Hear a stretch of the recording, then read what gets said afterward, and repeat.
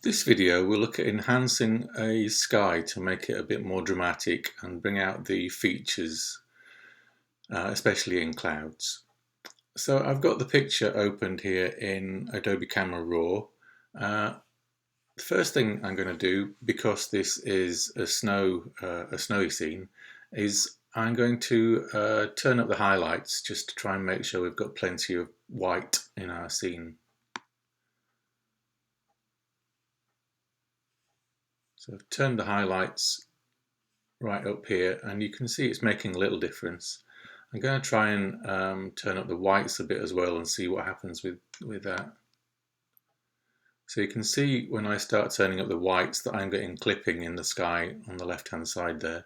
So I just want to avoid that if possible, so I'm going to turn it up as much as I can without getting the clipping. So to around about 20, plus 20.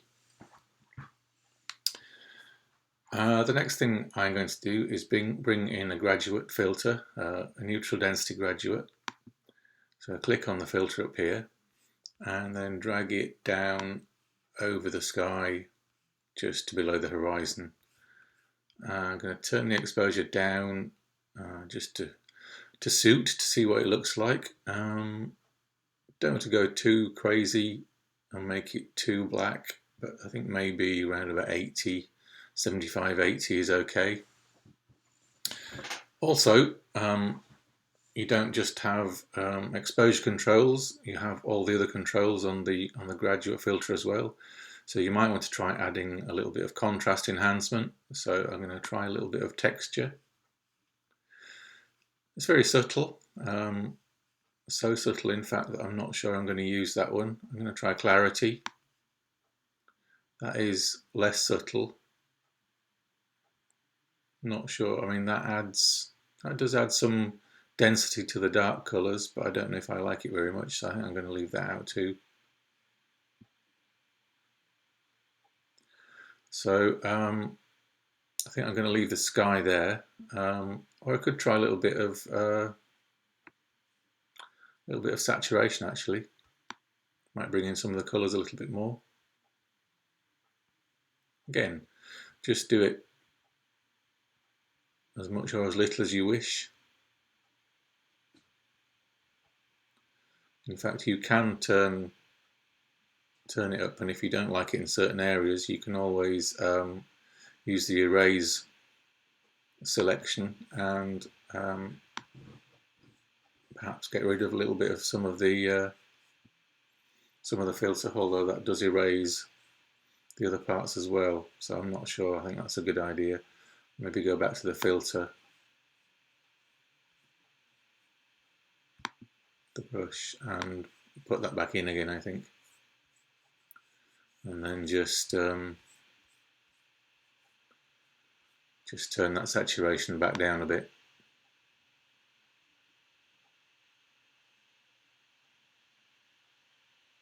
Leave it on maybe plus 15, something like that. Okay, so I'm going to move on from the graduate filter, and I'm going to go to the adjustment brush. With the adjustment brush, I'm going to try and lighten up the ground a little bit, make the snow a little bit whiter. So I'm going to dial in about half a stop of overexposure or plus exposure, and I'm going to paint that positive exposure onto the ground.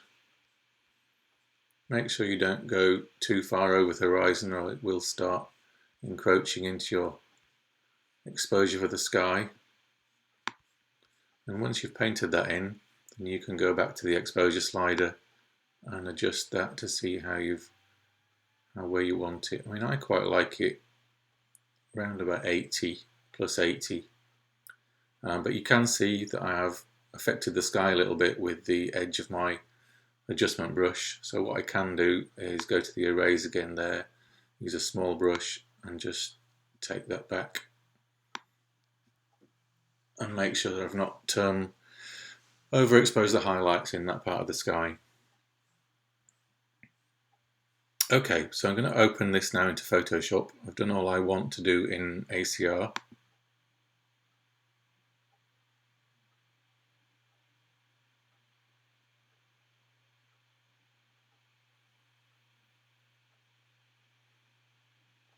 So that's our adjusted image in ACR.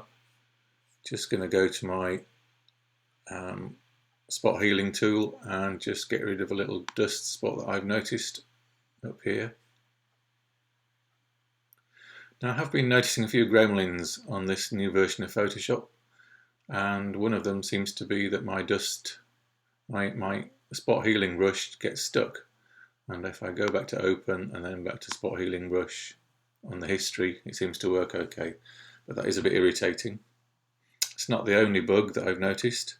I don't know if it's my computer or my version of Photoshop, or indeed my version of NIK filters, because I've been having a little bit of trouble with those too. Anyway, what I wanted to do here is to use Viveza from the NIK filter selection. So click on that and just maximize that. And I want to add some structure, which is contrast control. My favorite contrast control, as you will have heard over the past few videos. So I'm going to turn that structure control up, or the crunch up if you like, and you can see the difference it makes with this before and after preview. So I think I'm going to turn it up to, I don't know, maybe about 60%. I was having trouble with this again with my Photoshop when I selected filters from the drop-down filter up here and used Viveza, it crashed the whole thing. So I have learned that I have to select it from the little floating panel, the little NIK filter panel, and touch wood, it seems to work that way.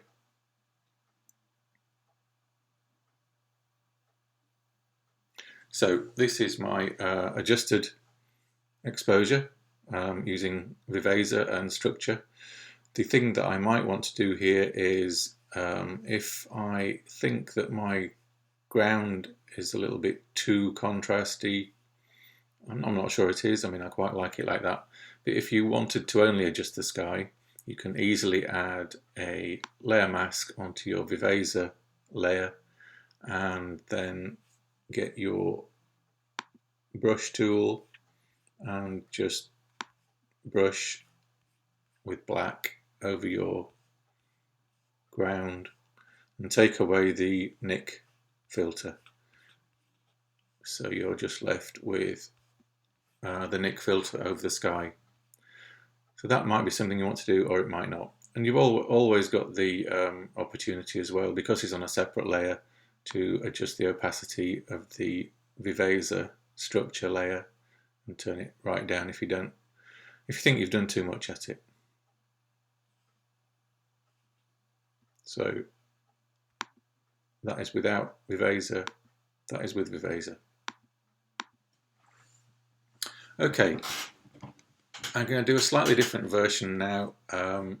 I've got the same image opened in Photoshop without all the adjustments that I just made, and I'm going to go back and do the adjustments in a different style, one that I used to use quite a lot, and that just includes working on two halves of the image separately.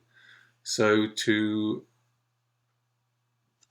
select the two halves separately, I generally go to the quick mask mode down here, select that, make sure I've got my brush tool selected, and then just paint the quick mask over half of the image, doesn't matter which half, over the sky or over the ground. Make sure you just go up to the horizon, doesn't have to be too accurate, and then click the quick mask again and it makes a selection over half the image. Now when you've got that selection, choose a adjustment layer. I'm going to choose a levels one, and then you'll see another problem I'm having with Photoshop is when I adjust the levels I get this blocking. I'm afraid I haven't worked out the problem with that yet. So what this is doing is it's darkening the sky when I adjust the bottom of the levels adjustment layer. And if I adjust the top, it's just brightening it up slightly. So it adds some contrast to half the image and some brightness. Now to do the other half of the image, I just go back to select and reselect, so I get my selection back over half the image, and then so I don't do the same half again, I go select and inverse, and it selects the ground this time instead. So then I go back to my levels adjustment layer and get a new little histogram here, and then I can adjust the brightness of my ground with this very irritating blockiness. So I can brighten up the ground with my levels again. So this is quite a similar look. If I go back to the other one, there are two versions done in two different ways, and the only real difference is, I suppose, that the first version I did has the extra contrast from Viveza in the sky, which I think I actually quite like. So to recap, this version was done in ACR, adjusting the highlights using a neutral density graduated filter. Then I went into Viveza and used a contrast filter called Structure, and just made a few edits and selections using that. The second version was done just in Photoshop, and I selected the two halves of the image using a quick mask and made levels adjustment layers on the two halves of the image independently.